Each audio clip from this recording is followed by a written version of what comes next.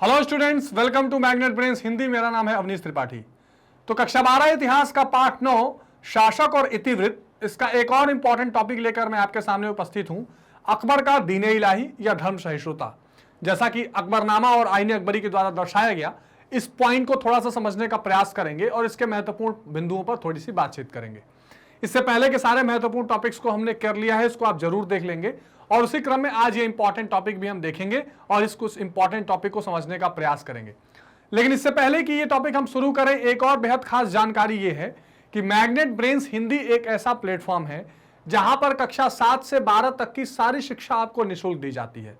आप किसी state board से पढ़ाई कर रहे हो, यानी UP board, Madhya Pradesh board, Haryana board, Chhattisgarh board या बिहार बोर्ड, या आप सीबीएसई बोर्ड से पढ़ाई कर रहे हो, या आप हिंदी माध्यम में अपने सारी की सारी शिक्षा यहां पर बिल्कुल निःशुल्क पा सकते हैं बिना किसी पेड सब्सक्रिप्शन के।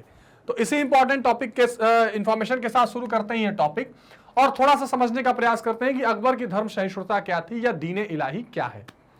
अब देखिए, ये हमने चर्चा की कि मुगल काल में अगर आप औरंगजेब को एक अपवाद स्वरूप छोड़ दें और खास करके बाबर से औरंगजेब तक की जो श्रृंखला चली आई, बाबर, हुमायूं, अकबर, जहांगीर, शाहजहां, औरंगजेब तक की बात अगर करें, तो उसमें औरंगजेब के अलावा लगभग सभी शासकों ने एक धार्मिक समायोजन या सहिष्णुता बनाने का प्रयास किया। किसी ने कम किया, किसी ने ज्यादा किया, कोई थोड़ा कम कट्टर था, कोई ज्यादा कट्टर निकला औरंगजेब की तरह, लेकिन अकबर का नाम उसमें विशेष रूप से धार्मिक सहिष्णुता स्थापित करने के लिए आता है। अब ऐतिहासिक दृष्टिकोण से यह भी देखा जाता है कि अकबर को यह पता था, क्योंकि अकबर का शासनकाल आपको पता है बहुत लंबा चला, 1556 से 1604-5 तक। तो आपको यह पता है कि इतना लंबा शासनकाल चलाने के लिए उसे यह अच्छी तरह पता था कि जब तक समाज के हर वर्ग, हर धर्मों को हम साथ लेकर नहीं चलेंगे, तब तक यह संभव नहीं है शासन चलाना। और खासकर उसने एक दो नीतियां, जैसे अकबर की राजपूत नीति, पहले राजपूत जो होते थे वो मुगल काल के चैलेंजर देखे जाते थे, जैसा कि बाबर ने भी लड़ाई लड़नी पड़ी थी। लेकिन यहां पर राजपूतों को फिर उसने समायोजित किया तो राजपूत इसके संरक्षक बन गए इसके शासनकाल में। तो इस तरह अकबर ने एक धर्म सहिष्णु नीति अपनाने की कोशिश की, जिसमें 2-3 महत्वपूर्ण उसने कदम उठाए, जैसे सुलह कुल और दीन इलाही। उसकी चर्चा थोड़ी सी करते हैं। तो मुगल सम्राट अकबर स्वभाव से उदार और जिज्ञासु प्रवृत्ति का व्यक्ति था। अच्छा, इसमें एक बात और आप ध्यान रखिएगा कि अकबर, ये जो पूरी इसकी कंडीशन चलती थी धार्मिक सहिष्णुता की, तो अकबर का एक सलाहकार था जिसकी चर्चा हम पहले भी कर चुके हैं, और इसका दरबारी इतिहासकार भी था।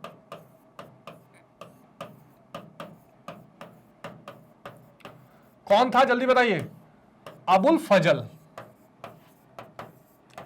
अबुल फजल जो है ये थोड़ी सूफी परंपरा के तरफ घिरा हुआ व्यक्ति था, सूफी परंपरा से बहुत प्रभावित व्यक्ति था, और वो उलेमाओं की बातों को लगातार, कट्टरता की बातों का विरोध करता रहता था, और इसका प्रभाव अकबर पर भी देखा जाता था। अकबर भी वही चीज करता था। अकबर ने भी घोषणा की, किस चीज की? मजहरनामा की। अकबर ने कहा कि नहीं नहीं, ये जो आप कट्टरता बता रहे हैं कुरान के नाम पर, ये हम स्वीकार नहीं करेंगे।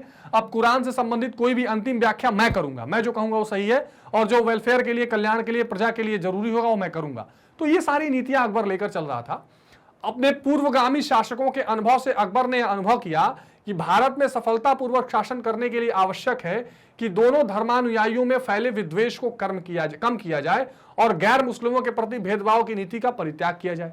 और इसके लिए उसने कई जो है प्रयास भी किए। इसकी चर्चा भी हम उदाहरण में आगे करेंगे, 1-2 तो कर चुके, ठीक है ना। उसको लगा कि भाई बाबर को भी युद्ध लड़ना पड़ा, हुमायूं को भी कुछ चैलेंजेस सामना करना पड़ा, तो ये जो धार्मिक विभेद या धार्मिक कट्टरता या टकराव है, इससे हमें धीरे धीरे कम करना पड़ेगा। ये अकबर के समझ में बात आ गई थी।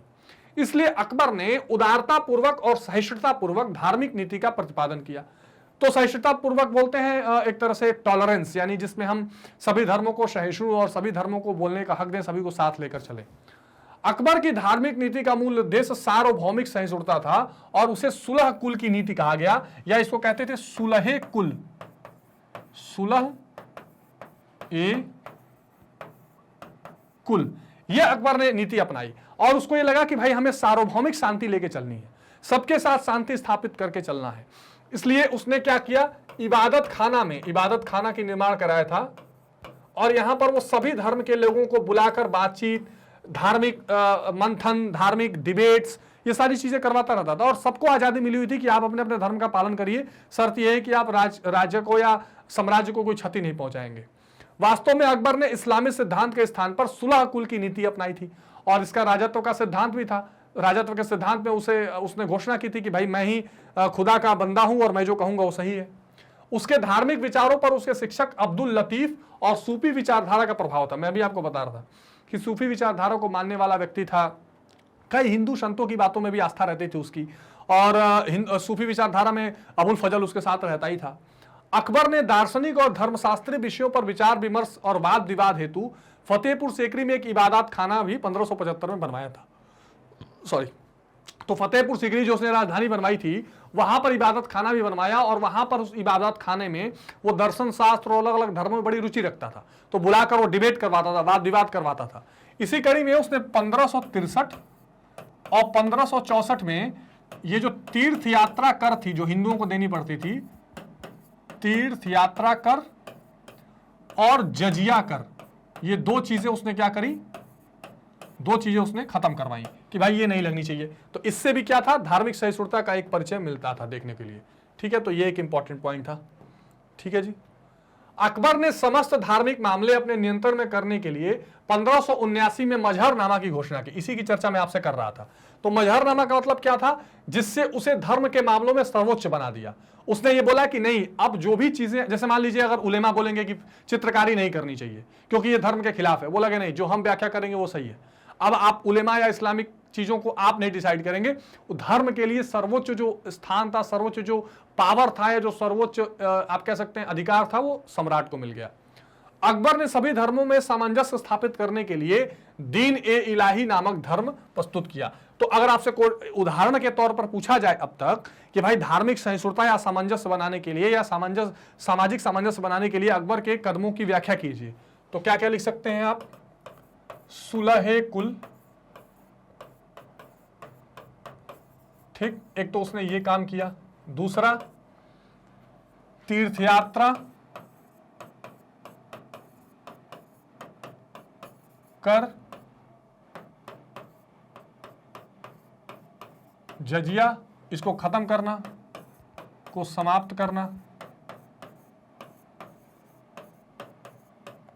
ठीक, मजहरनामा की घोषणा,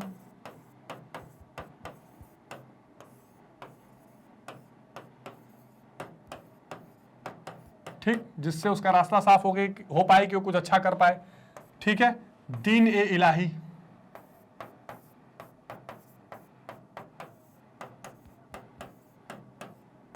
ठीक, ये 4-5 ऐसे उदाहरण हैं जो आप लिख सकते हैं। अब दीन ए इलाही जो है, ये उसने एक और काम अकबर ने किया था कि जबरन आप धर्म परिवर्तित नहीं कर सकते हैं, किसी का आप ये जबरदस्ती नहीं कर सकते कि रिलीजियस कन्वर्जन होकर मुसलमान बना जाइए, उस पर भी उसने रोक लगवा दी थी। दीन ए इलाही का शाब्दिक अर्थ है ईश्वर का धर्म। उसने बोला कि ईश्वर का धर्म दीन ए इलाही होगा। इस धर्म में प्रत्येक धर्म की अच्छी बातों का समावेश किया जाएगा। ठीक बात है, यानी सभी धर्मों को जोड़कर जो अच्छी अच्छी बातें होंगी उसमें लिया जाएगा। अतः एक प्रकार से सभी धर्मों का सार था। दीन ए इलाही के जो कुछ सिद्धांत है वो देख लेते हैं। पहला सिद्धांत था ईश्वर एक है। ये हिंदू धर्म से और मुस्लिम धर्म दोनों में ये आते हैं। जैसे मुस्लिम भी कहते हैं कि अल्लाह, केवल अल्लाह की इबादत करते हैं। हिंदू धर्म में जो अद्वैत वेदांत है वो कहता है कि एको ब्रह्म द्वितीयो नास्ति, एक ही ब्रह्म है और कोई है ही नहीं, तो ईश्वर एक है, ये बात लाई गई। दीन ए इलाही का अनुयायी बनने के लिए प्रत्येक व्यक्ति को अकबर से दीक्षा लेना पड़ता था। अकबर को एक तरह से गुरु के रूप में दिखाया गया। दीन ए इलाही के अनुयायी सम्राट अकबर को सिजदा करेंगे, प्रणाम करेंगे।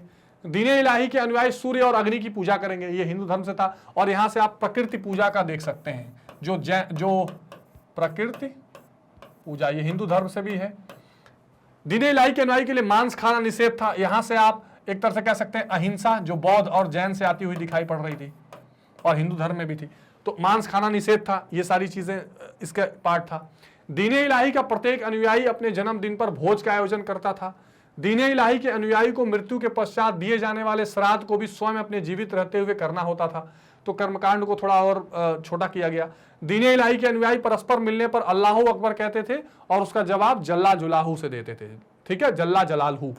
ठीक है, तो ये इंपॉर्टेंट कुछ पार्ट था। दीन ए इलाही के अनुयायियों को उसकी इच्छा अनुसार जलाया या दफन किया जा सकता था, चाहे वो जो करवा लें। दीन ए इलाही के अनुयायियों के लिए दाढ़ी रखना प्रतिबंधित था और दीन ए इलाही के अनुयायियों के लिए दान और उदारता का पालन करना आवश्यक था। तो ये एक तरह का सोशल बैलेंस बनाने का प्रयास इस दीन ए इलाही से किया गया।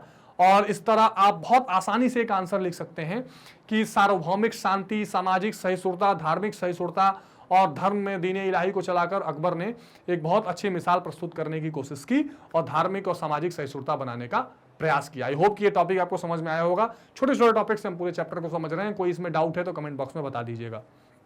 एक बात का ध्यान रखिएगा कि मैग्नेट ब्रेन्स का जो प्लेटफॉर्म है, यहां पर आपको किंडरगार्टन से क्लास 12 तक की इंग्लिश मीडियम में फ्री एजुकेशन है।